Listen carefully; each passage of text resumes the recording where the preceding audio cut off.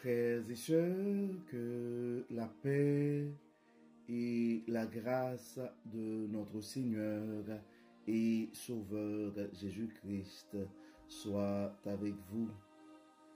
Ici est WH Redemption Ministries pour notre dévotion matinale pour ce lundi 3 mars 2025. Toujours dans la mission de vous accompagner journée après journée, matinée après matinée, réveil après réveil sur le chemin du royaume de Dieu. Car l'essentiel, frères et sœurs, est dans le royaume de Dieu. La force est en Dieu. L'abondance, frères et sœurs, est en Dieu. La sagesse est en Dieu. Et surtout, l'espérance, frères et sœurs, est en notre Dieu. C'est pourquoi nous nous répétons à chaque instant, cherchons d'abord le royaume de Dieu et sa justice, et toutes les autres choses nous seront données en plus. Donc bon réveil mon frère, bon réveil ma sœur, et c'est ici la journée que l'Éternel a faite et qu'elle soit pour chacun de nous un sujet de joie et d'allégresse. Et ce matin, bon début du mois de mars, bon début du mois de mars, et frères et sœurs, que le Seigneur nous accompagne, que le Seigneur nous fortifie au cours de ce mois, que en fait, les fleurs du printemps et de nos vies fleurissent au cours de cette saison, et frères et sœurs. Et il y a toujours une raison, frères et sœurs, d'espérer en notre Dieu. Il y a toujours une raison de rendre gloire à notre Dieu. Car il est fidèle, il est fidèle. Le psalmiste nous dit que tous ceux qui respirent louent l'Éternel. Donc louons le Dieu Tout-Puissant ce matin. Rendons grâce, peu importe les circonstances de nos vies, à ce grand Dieu fidèle et bon, car ses bontés se renouvellent à tous les matins, à tous les mois en notre faveur, frères et sœurs. En fait, pour notre dévotion de ce matin, et la première édition, je dirais, pour le mois de mars, c'est le texte qui nous est proposé, c'est le texte que nous trouvons en 2 Corinthiens chapitre 12, verset 10. 2 Corinthiens chapitre 12, verset 10. Et c'est pourquoi je me plais dans les faiblesses, dans les outrages, dans les calamités, dans les persécutions, dans les détresses pour Christ. Car quand je suis faible, c'est alors que je suis fort. Ce sont des paroles que nous trouvons dans la deuxième lettre et de l'apôtre Paul aux Corinthiens et dans le chapitre et aux chrétiens de l'église de Corinthe dans le 12e chapitre et le verset 10. 2 Corinthiens 12, verset 10. Donc ce passage, frères et sœurs, et comme je disais tantôt, tiré de la lettre de Paul aux Corinthiens, est une puissante déclaration de dépendance envers Dieu. Et je pense que ce thème, nous l'utilisons beaucoup, dépendance envers Dieu. Et de plus en plus, frères et sœurs, nous devons réaliser que le combat de la vie, nous ne pouvons pas livrer ce combat tout seul. Et nous devons développer une certaine dépendance ou une dépendance totale envers Dieu. Donc, en fait, Paul exprime une vérité paradoxale et je dirais, car dans ces moments de faiblesse qu'il expérimente la force divine. C'est quand même paradoxal et donc, quand nous développons cette dépendance envers Dieu, eh bien oui, la réalité de notre vie pourrait être paradoxale aux yeux des gens qui nous entourent. Car la force de Dieu, des fois, s'exprime dans nos faiblesses. Donc, et dans ces moments de faiblesse qu'il expérimente, il expérimente la force divine. C'était en fait une vérité paradoxale de l'apôtre Paul.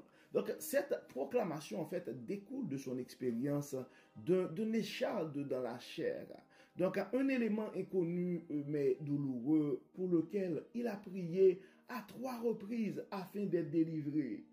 Au lieu de retirer cette épreuve, Dieu lui a répondu, ma grâce te suffit, car ma puissance s'accomplit dans la faiblesse. 2 Corinthiens, chapitre 12, verset 9. Et dans le verset 10, l'apôtre Paul poursuit pour dire, c'est pourquoi je me plains dans les faiblesses, dans les outrages, dans les calamités, dans les persécutions, dans les détresses pour Christ. Car quand je suis faible, c'est alors que je suis fort. 2 Corinthiens 12, verset 10.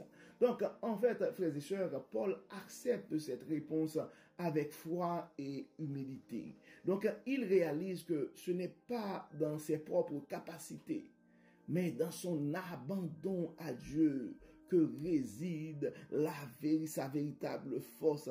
Et ce n'est pas sans raison, frères et sœurs, ce n'est pas sans raison que nous nous répétons à tous les matins que la force est en Dieu. La force est en Dieu, mon frère. La force est en Dieu, ma chère. Donc, et la victoire ne sera pas dans nos propres capacités. Donc, non, la victoire ne sera pas dans notre intelligence. Non, et la réussite, ce n'est pas notre sagesse qui va nous l'accorder.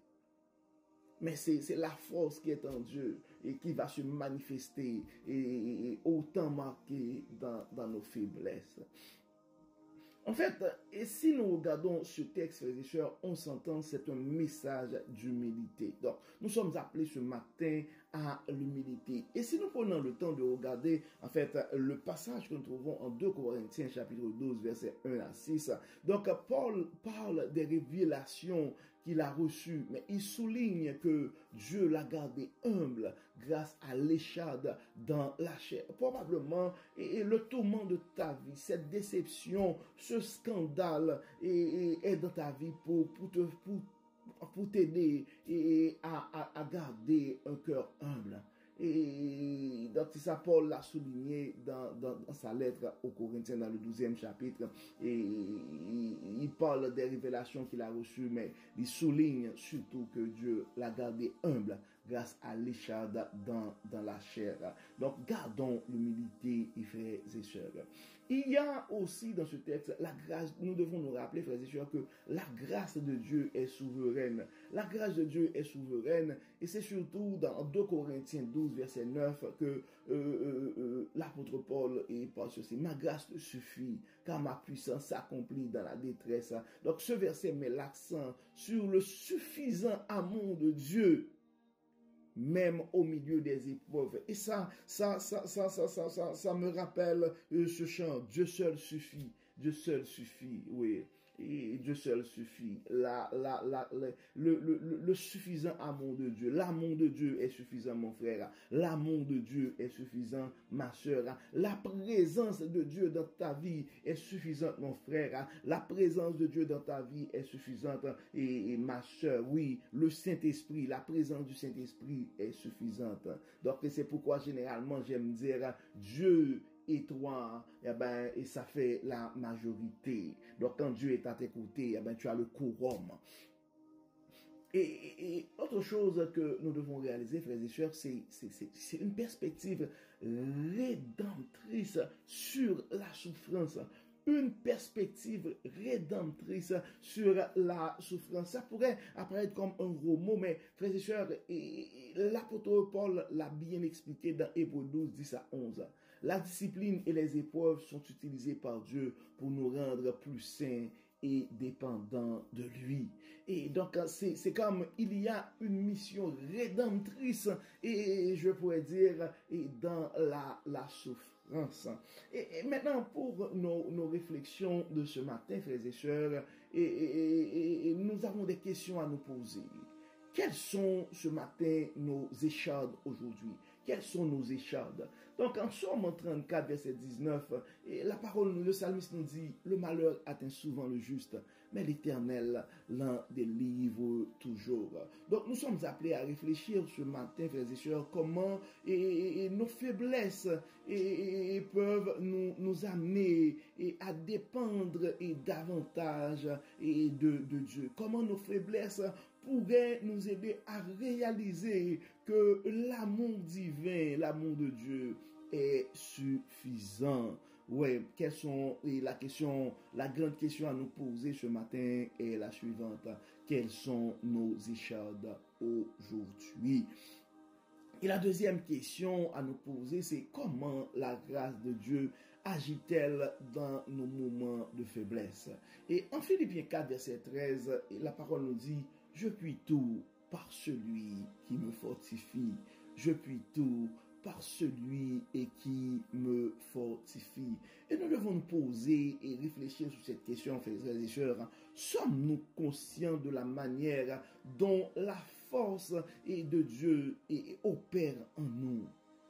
Est-ce que nous sommes vraiment conscients de la manière dont la force de Dieu, Dieu manifeste sa force en nous, opère, ou sa force opère en nous? C'est pourquoi, frères et sœurs, au cours de notre réveil avec Dieu, à travers notre dévotion matinale, nous sommes appelés à prendre un moment de silence pour réfléchir à ces choses. Et c'est ce qui va nous permettre, au cours de cette année, d'avoir une forme de croître, cette croissance, d'avoir cette croissance spirituelle.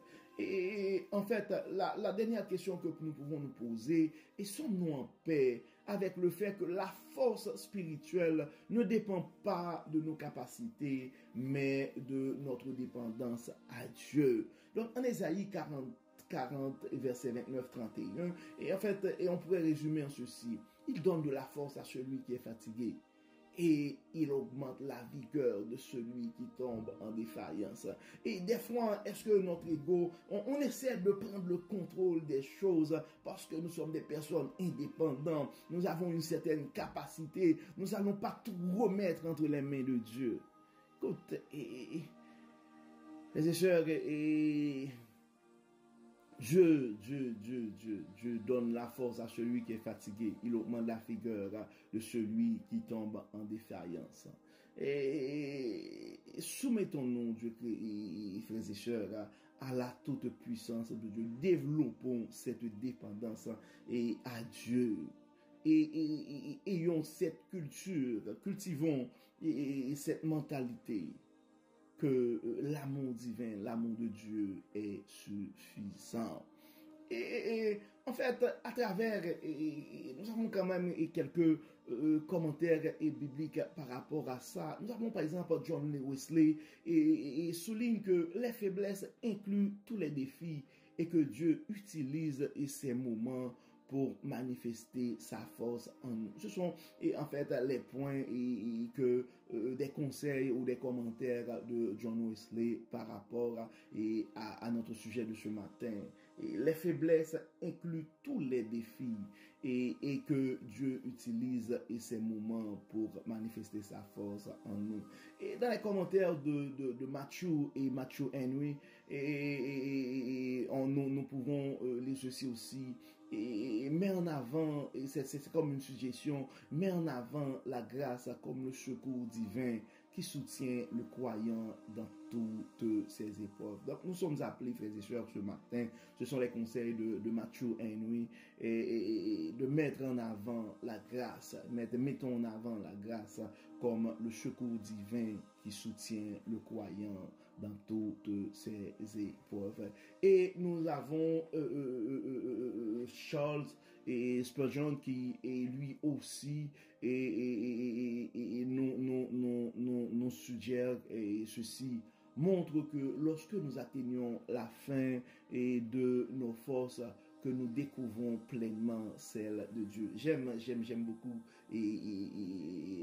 ce commentaire dedans. Donc lorsque nous atteignons la fin de nos forces, nous découvrons pleinement celle de Dieu. Donc si tu te sens à ta limite, à la fin de tes forces ce matin, mon frère, si tu te sens à la fin de tes forces ce matin, ma soeur, eh ben, tu es sur le point de découvrir et pleinement les forces de Dieu. Donc, et comme d'habitude, frères et sœurs, et nous allons prier. Et nous allons oui, prier. Mais avant de prier, nous allons partager avec vous quelques versets aussi qui pourraient vous inspirer. Il y a le texte que nous trouvons en Romains 8, verset 28, et nous savons du reste que toute chose concourt au bien de ceux qui aiment Dieu. Probablement c'est un message de Dieu à toi ce matin, mon frère. C'est un message de Dieu à toi ce matin, ma soeur. Toute chose concourt au bien de ceux qui aiment Dieu. Ça pourrait arriver que dans ta souffrance ce matin, tu n'arrives pas à comprendre, mais un jour, Dieu va te révéler sa sagesse. Et toute chose, c'est une vérité, que toute chose concourt au bien de ceux qui aiment Dieu. Il y a le psaume 73, verset 26 aussi. Ma chair et mon cœur peuvent se consumer. Dieu sera toujours le rocher de mon cœur et mon partage. Donc, probablement, et c'est une parole que tu dois prononcer ce matin. Les gens autour de toi, il y a des gens qui ont besoin de savoir ce matin que Dieu sera toujours ton rocher, mon frère, que Dieu sera toujours le rocher de ton cœur, ma soeur, et ton partage.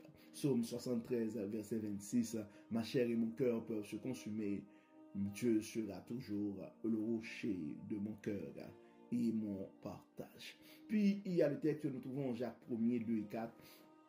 Mes frères, regardez comme un sujet de joie complète les diverses épreuves auxquelles vous pouvez être exposés. Nous ne sommes pas en train de vous prêcher la résignation, frères et sœurs, mais toutefois, et c'est la confiance en Dieu, c'est de vous rappeler que notre Dieu, c'est un Dieu fidèle, c'est un Dieu bon, il n'abandonne jamais et ses enfants. Et notre souhait, c'est que cette dévotion et ce matin, que ces commentaires de ce matin, que ces passages nous aident à mieux comprendre et vivre la puissance de Dieu dans nos faiblesses et qu'on soit fortifiés, et que nous soyons fortifiés ce matin. Donc, nous savons, frères et sœurs, la force est en Dieu, et puisque la force est en Dieu, nous devons aller et prier pour que Dieu, à travers son Saint-Esprit, puisse nous fortifier et prier aussi pour que Dieu puisse manifester sa force dans les douleurs, dans les souffrances de certains et de nos frères et sœurs qui sont présents, qui ont des difficultés. Certains ont des soucis de santé, d'autres sont affectés émotionnellement, d'autres ont des problèmes de famille, des problèmes financiers ou d'autres types de problèmes. Donc, nous allons tout remettre à Dieu, car nous savons qu'il est un Dieu fidèle et il n'abandonne jamais ses enfants. Dieu tout-puissant et grand architecte de l'univers, Dieu bon, Père miséricordieux, merci pour ta grâce suffisante qui nous soutient dans nos faiblesses. Pardonne-nous, Dieu clément, et lorsque nous cherchons à nous appuyer sur nos propres forces, au lieu de te faire confiance. Enseigne-nous, Dieu clément, à accepter nos défis comme des opportunités pour te glorifier. Et remplis nos cœurs de paix, même au milieu des tempêtes. Et rappelle-nous que lorsque nous sommes faibles, c'est alors que ta puissance se manifeste en nous. Donc ce matin, Dieu clément, nous nous abandonnons à toi, confiant en ton amour, en ta force. Dieu et Père Tout-Puissant, nous remettons entre tes mains ce matin nos frères et sœurs qui sont malades. Tu connais leurs diagnostics, tu connais leurs soucis, tu connais les traitements et tu connais leur état d'âme ce matin.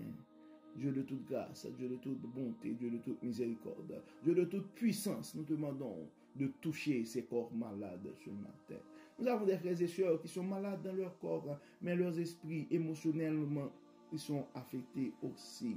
Et nous remettons chaque frère, chaque sœur qui pleure et ce matin le décès d'un être cher, particulièrement cet artiste bien connu de notre communauté qui vient de perdre son fils.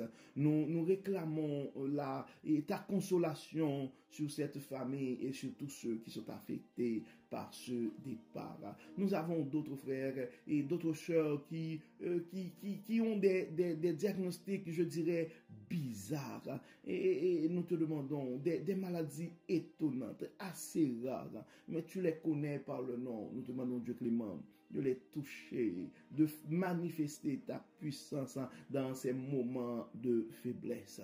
Et Dieu est Père Tout-Puissant. Nous avons d'autres frères et sœurs qui ont des soucis financiers, tu les connais par leur nom.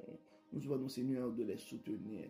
Nous avons notre frère qui a eu plusieurs arrêts cardiaques, qui est toujours à l'hôpital, qui crée une certaine stabilité dans son instabilité, pour reprendre les mots de son frère. Nous te demandons, Dieu clément, de toucher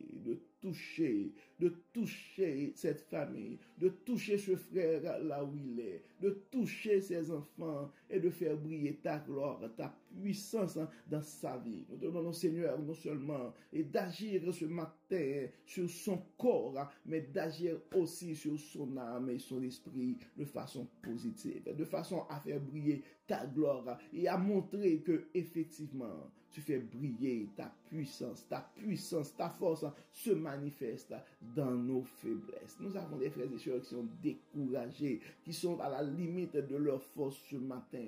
Aide-les, Dieu clément, à découvrir ta puissance, à découvrir pleinement la force qui est en toi. Nous le répétons à chaque matin, Dieu clément, que la force est en toi. Aide ces frères et sœurs à découvrir à travers cette saison de leur vie que effectivement la force est en toi.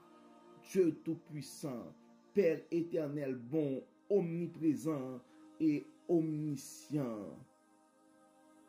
Nous nous fions à ta toute science, Dieu omniscient. Bénis ce matin, guéris ce matin, pardonne, libère les esprits angoissés, libère les âmes enchaînées. Délivre, frères et sœurs, délivre, Dieu clément, délivre tes enfants qui sont coincés avec toute forme de limitation, toute forme de contrainte ce matin. Je les connais par leur nom. Nous savons, Seigneur, que nous sommes pécheurs, mais nous nous fions à ta miséricorde. Pardonne-nous et exauce-nous. Au nom de Jésus. Amen. Amen. Frères et sœurs, nous arrivons au terme de notre dévotion pour ce lundi 3 mars 2025. Nous espérons que votre âme a été bénie et d'ici là, nous vous souhaitons une excellente journée sous le regard du Dieu Tout-Puissant. Que le Seigneur nous bénisse, que le Seigneur nous fortifie, qu'il nous accorde sa paix et sa grâce. Au nom de Jésus. Amen. Amen. Bon lundi, frères et sœurs. Et à demain. Bye bye.